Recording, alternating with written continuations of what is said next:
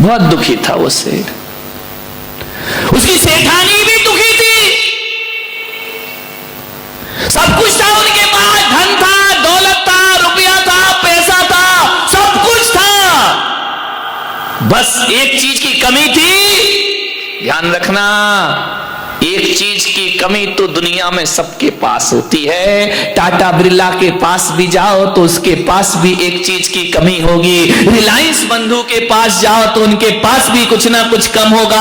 आप कितना ही दुनिया से बहुत कुछ इकट्ठा कर लो, लेकिन सब कुछ दुनिया में किसी को मिलता नहीं। एक बात ध्यान रखना, दुनिया में ऐसे लोग हैं जिन्हें कुछ मिलता है, दुनिया में ऐसे लोग हैं जिन्हें कुछ कुछ मिलता है, दुनिया में ऐसे लोग हैं जिन्हें बहुत कुछ मिलता है, लेकिन दुनिया में ऐसा कोई आदमी नहीं जिसको सब कुछ प्राप्त हो जाए। सब कुछ तो किसी के पास नहीं है, कुछ है, कुछ है, बहुत कुछ है, लेकिन सब कुछ किसी के पास नहीं हुआ कर। कहीं भी चले जाओ, आप मेरे पास आ जाओ, मेरे पास कुछ है, कुछ है, बहुत कुछ है, लेकिन आप बोलो सब कुछ, तो सब कुछ तो संतों के पास भी नहीं हुआ करता है। क्योंकि अभी हम में बाकी है, अभी हम मुनि तो बन गए, लेकिन अभी भगवान बनना सब कुछ किसी को नहीं मिला करता है। कोई ना कोई कमी तो दुनिया में सबके पास रहा करती है। चक्रवर्ती के पास जाओ, 96,000 रानी है,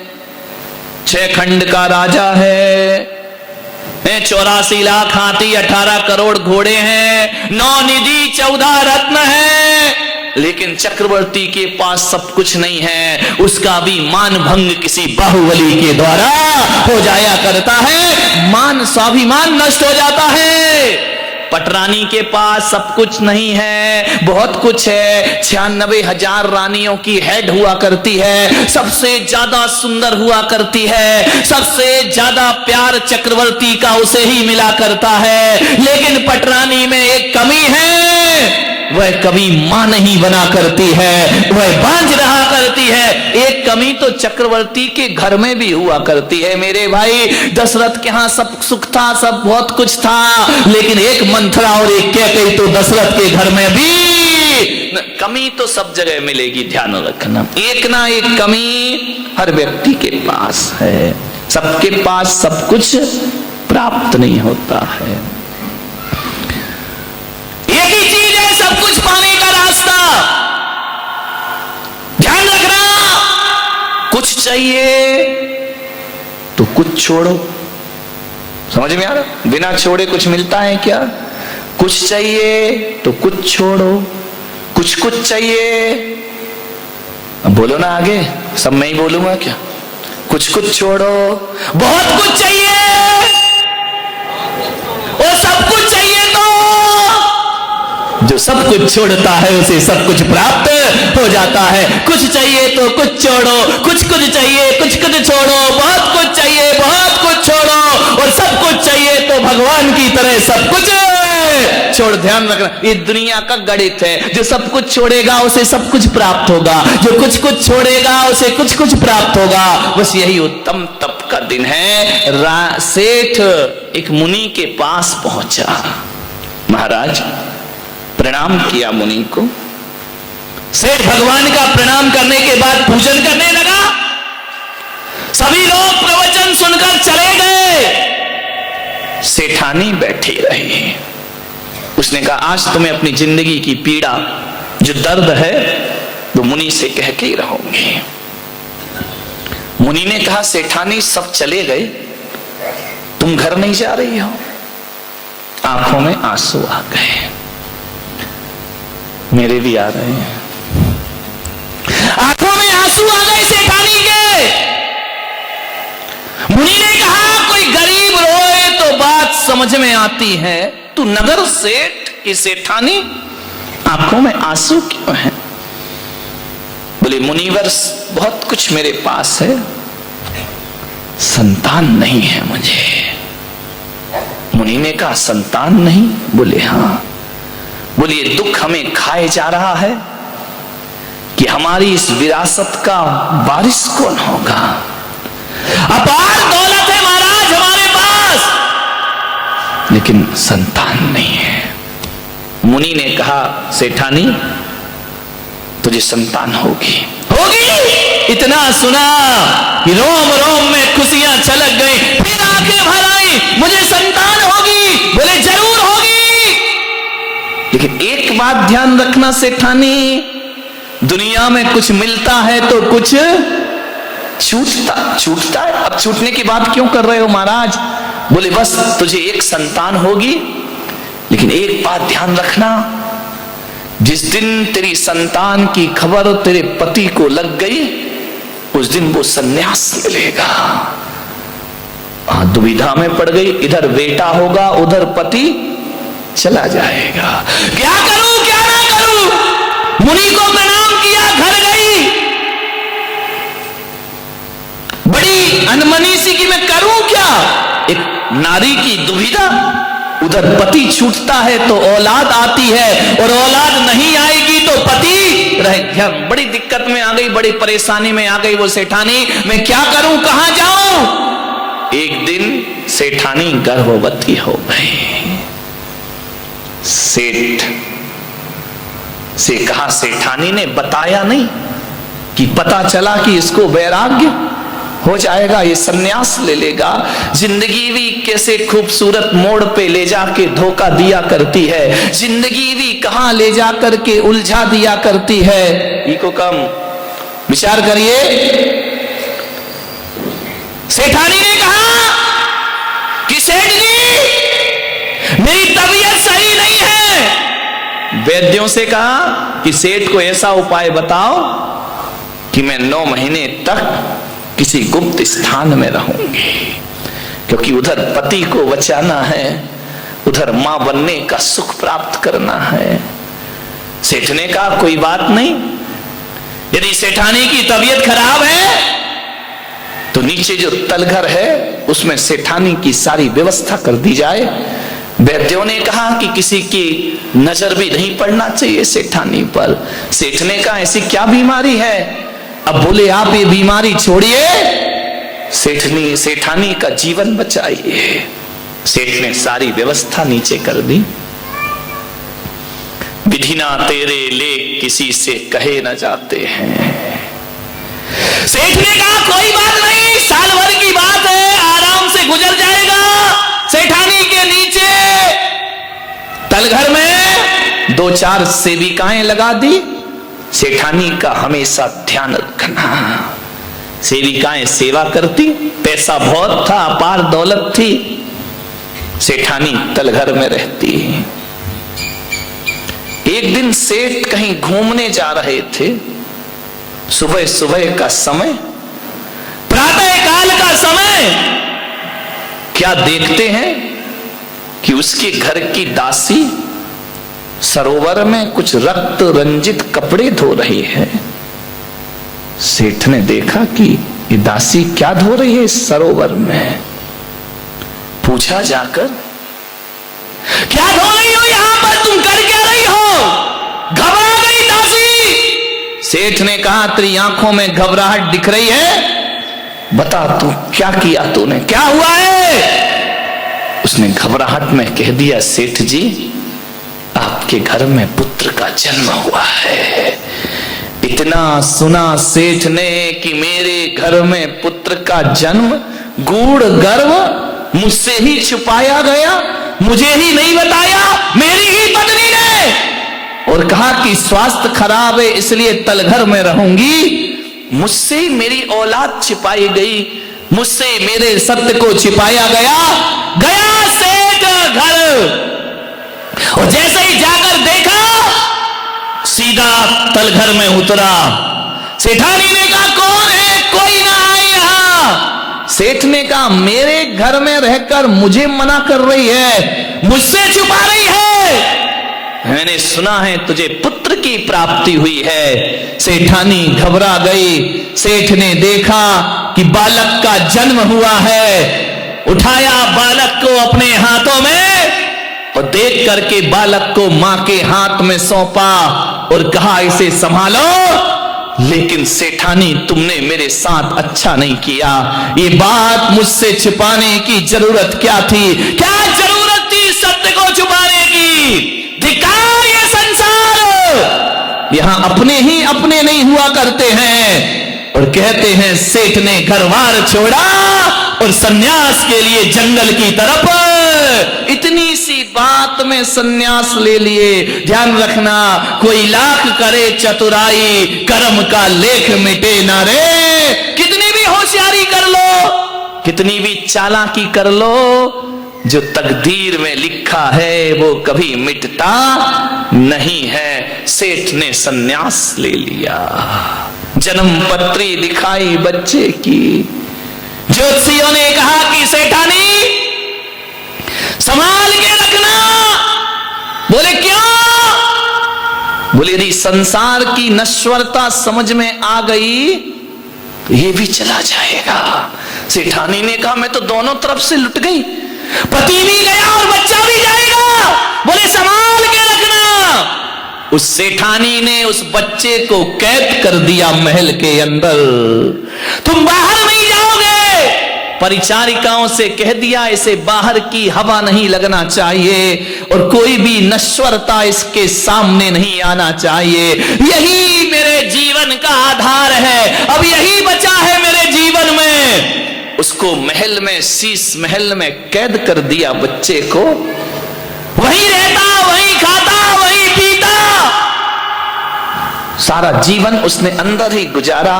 ना सूर्य की रोशनी देखी। बगीचे में जो फूल आते थे मुरझाने से पहले तोड़ दिए जाते थे, पत्ते पीले हों उससे पहले झड़ा दिए जाते थे कि शायद ये दृश्य देखकर मेरे बच्चे को सन्यास ना हो जाए। बंद कर दिया मोह में उसने। ना कोई मिलता, ना आता, ना जाता। एक बार नगर में एक कंबल बेचने वाला आया। बड़े सुंदर रेशमी कंबल, मखमल के कंबल, कीमती कंबल बेचने आया।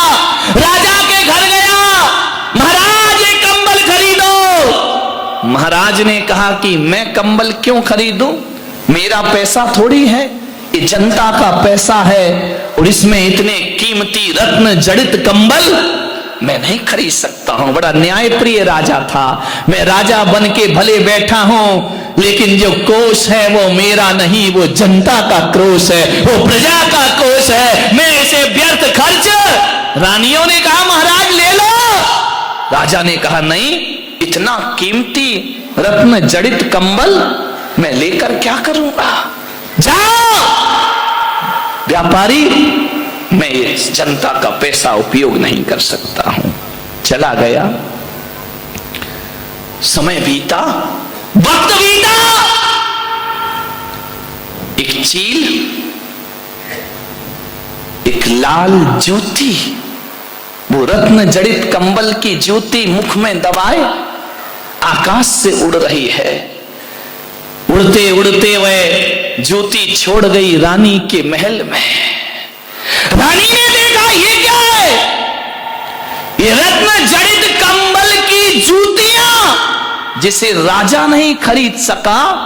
कौन है इस नगर में ऐसा जो रत्न जड़ित जूतियां खरीद बनाता है। इतनी कीमती जूतियां कौन पहनता है। राजा के पास जूतियां पहुंची। राजा ने कहा पता करो किसने खरीदी ये जूतियां, किसने। पता चला कि वो जूतियां किसी और ने नहीं, नगर सेठानी ने खरीदी। वो कंबल खरीदे और उस कंबल से, उस रत्न जड़ित कंबल से अपने पुत्र के लिए उसने जूतियों का निर्माण कर दिया। जिसे राजा खरीद ना सका उसे सेठानी ने अपने बच्चों को नाच से पाला, बड़े अरमानों से पाला। रत्न जड़ित कंबल की जूतियां बनाकर अपने बच्चे को पहना दी। ये पहना कर मेरे बच्चे, राजा ने कहा पता करो कौन है ऐसा जिसके घर में इतनी कीमती जूतियां मेरे नगर में है। पता चला कि वो एक नगर सेठानी है जिसके घर में इतनी कीमती। राजा ने कहा चलते हैं हम उसके घर। राजा पहुंचे। सेठानी को पता चला कि सम्राट आ रहे हैं, स्वागत करना चाहिए सम्राट का। पहली बार मेरे घर में आ रहे हैं। राजा अंदर पहुंचे। राजा का बड़ा स्वागत हुआ। राजा ने कहा ये जूतियां कहां से बनाई, खरीदी। बोले कुछ नहीं महाराज, मेरे पास इतना कहां, लेकिन पैसा था, कंबल बेचने वाला आया, मैंने खरीद कर इस बच्चे के लिए जूतियां बना दी। राजा ने कहा कंबल की जूतियां, बड़े नाजों से मैंने बेटा पाला है महाराज, इकलौती संतान है, बड़ी मुश्किल से उसका जन्म हुआ है मेरे घर में। महाराज ने कहा कौन सा बेटा, जरा दिखाओ तो। अब सेठानी बेटा कैसे दिखाए? राजा ने कहा बेटा दिखाओ। कौन सा बेटा, ऐसा कैसा बेटा है जिसे तू रत्न जड़ित जूतियां पहनाती है, इतने महंगे महंगे सामान। राजा ने कहा उस बेटे को दिखाओ मुझे, देखना किस्मत कहां ले जाती है। जैसे ही अब राजा को मना कैसे करे सेठानी, मना करे तो राजा मृत्यु दंड दे देगा, अपमान समझेगा। राजा ने कहा दिखाओ बेटा कैसा है तुम्हारा। मना कर ना सकी, ले गई ऊपर महल में। महाराज ये मेरा बेटा है। राजा ने देखा आरती लेकर चल रही सेठानी आगे आगे, बच्चे की आंख से छल छल आंसू बह रहे हैं। सेठानी ने कहा भोजन करो महाराज। बच्चे को बाजू में बिठाया, बच्चा बैठ ना सका, तकलीफ हो रही है बच्चे को। राजा ने कहा बेटा तुम खाओ। उसने चावल मुंह में लिया और थूक दिया। राजा ने कहा कि सेठानी इस बच्चे को कोई तकलीफ है? बोले तकलीफ कुछ नहीं महाराज, ये बहुत नाजुक है। बोले ऐसा क्या है इसमें? बोले मैंने दिए से जो आपकी आरती उतारी, मेरा बच्चा दिया नहीं देखा उसने कभी, वो रत्नों के प्रकाश में पला है, लेकिन आपकी आरती उतारी तो उसकी आंखों में आंसू आ गए। दिए की ज्वलनशीलता उसकी आंखें बर्दाश्त नहीं कर सकती हैं। राजा ने कहा इतना इतना नाजुक बच्चा? बोले नहीं महाराज, ककड़ी पर पैर रख दे तो सर्दी हो जाती है, इसको जुकाम हो जाता है। इतना नाजुक बच्चा, सेठानी बताओ ये सीधा क्यों नहीं बैठता है? बोले मैंने आपके ऊपर जो सरसों फेंके हैं, वो राई वो सरसों इसके आसन में है, इसे राई का दाना चुभता है महाराज, सरसों का दाना चुभता है। दीपक की ज्योत में आंख में आंसू आ जाते हैं। ये खाता क्यों नहीं है सेठानी? महाराज ये ऐसा चावल नहीं खाता है, रात भर कमल में बंद रखती हूं चावल को, जब वह फूलता है गलता है, सुबह उसे पकाती हूं, फिर अपने पुत्र को खिलाती हूं। ये अपने दांतों से कठोर चीज नहीं चबा सकता। आज ने कहा ऐसा बच्चा तो देखा नहीं, पानी पीता है तो कंठ से दिखाई दिया करता है, छलक रहा है उसकी त्वचाओं से खून, गुलाबी रंग का बदन, ऐसा लगता कि ये बच्चा नहीं, किसी बगीचे से गुलाब का कोई फूल तोड़ के ले आया है। राजा ने हाथ से छुआ, उंगलियों के निशान बन गए बच्चे पर। राजा ने कहा यह भी बड़ा अजूबा है, कभी सूरज की रोशनी ना देखी, कभी बाहर का दृश्य ना देखा, बंद कमरे में जीवन बीतता गया, जवान हुआ वो बच्चा, बाहर नहीं निकलने दिया, सारी सुविधाएं उस महल के अंदर। एक दिन राजा ने देखा और चला गया। एक दिन की बात है कि पीछे ही उद्यान था, बगीचा था, चतुर्मास का एक दिन बचा, एक मुनि संघ आ गया वहां। जैसे ही मुनि संघ आया, सेठानी ने दरवाजे बंद करा दिए, सेविकाओं से कहा कि उस मुनि की तरफ इसकी दृष्टि नहीं पड़ना चाहिए, ये मुनि को ना देख पाए, और ऐसी व्यवस्था करो कि मुनि यहां चातुर्मास ना करें, उन्हें बगीचे से बाहर निकाल दिया जाए। पता चला बाहर निकालने गए तो मुनि कोई और नहीं, वही सेठ था जो छोड़ करके चला गया था। उसने चातुर्मास की स्थापना कर ली। सेठानी ने कहा तुम क्यों आ गए यहां मेरी जिंदगी को उजाड़ने के लिए? क्या बच्चा भी लेने आए हो? मुनि ने कहा हम 4 महीने मौन रहेंगे, उपदेश नहीं होगा, क्योंकि हमारे चातुर्मास का समय हो गया है। दीपावली का दिन, चातुर्मास का विसर्जन, अमावस्या की रात, संत ने कहा हो गया चातुर्मास, मौन भी खंडित होता है।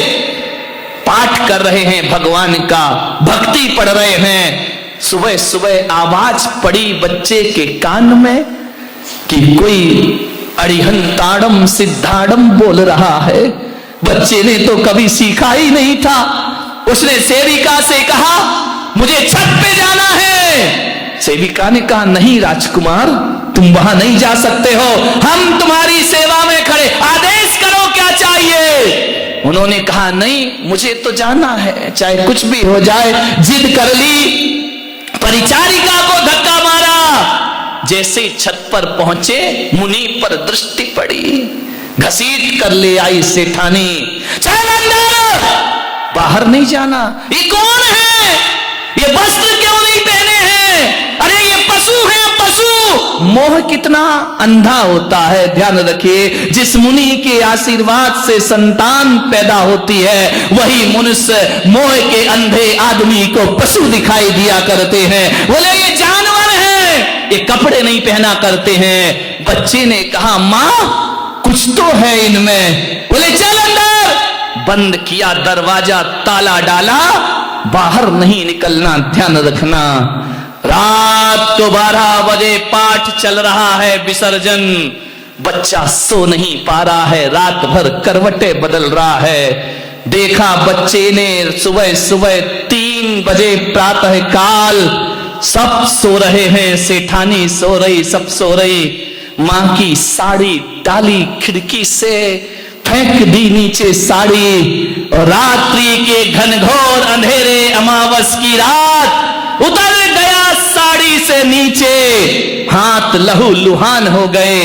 इतना सुकुमार, इतना सुकुमार, हाथों से खून की धारा बह रही है। पैर छिल गए उसके साड़ी की रगड़ से। दौड़ा, पहुंचा, गया, हाथ पैर खून से लथपथ। मुनि ने देखा तू कौन?